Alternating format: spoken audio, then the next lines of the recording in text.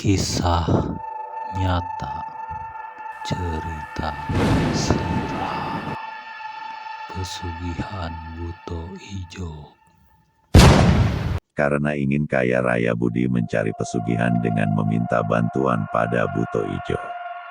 Namun kemudian dia gagal memberikan tumbal sebagai persyaratannya, hingga akhirnya anak bungsunya dimangsa sang buto ijo yang merasuki dirinya. Inilah kisah lengkapnya.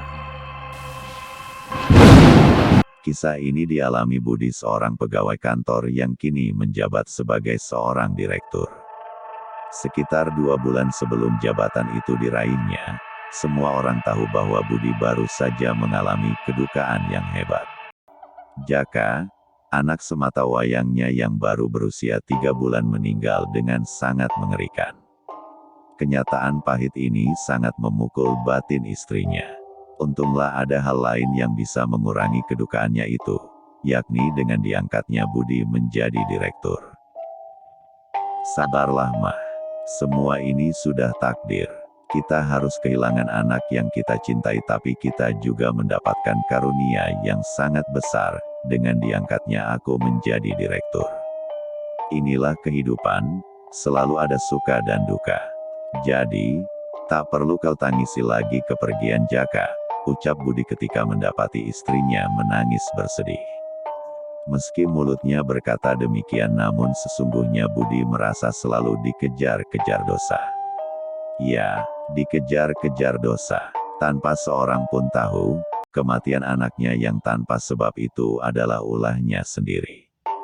Karenanya, bila Budi teringat dosa ini, maka cahaya kesedihan terlihat jelas terpancar dari matanya.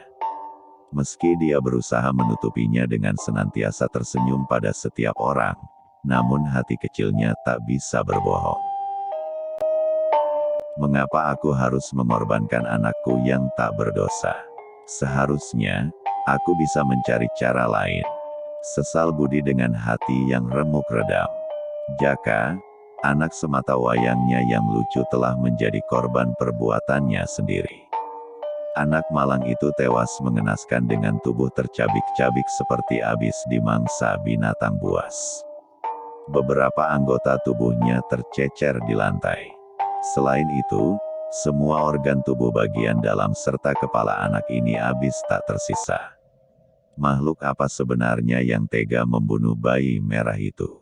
Apakah mungkin ada hewan buas kelaparan yang masuk menyusup ke kamar tempat Jaka ditidurkan, kemudian mencabik-cabik bayi itu?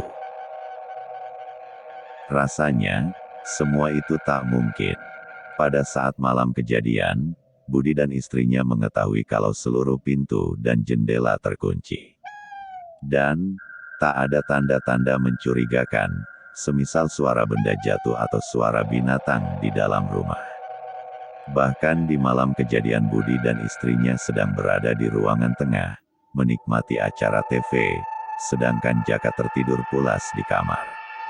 Ketika sedang asik menonton TV, tiba-tiba saja tubuh Budi bergetar hebat seperti tersengat aliran listrik. Mata Budi melotot seperti akan keluar.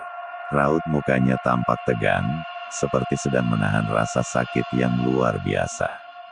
Beberapa menit kemudian terdengar suara mengeram dari mulut Budi.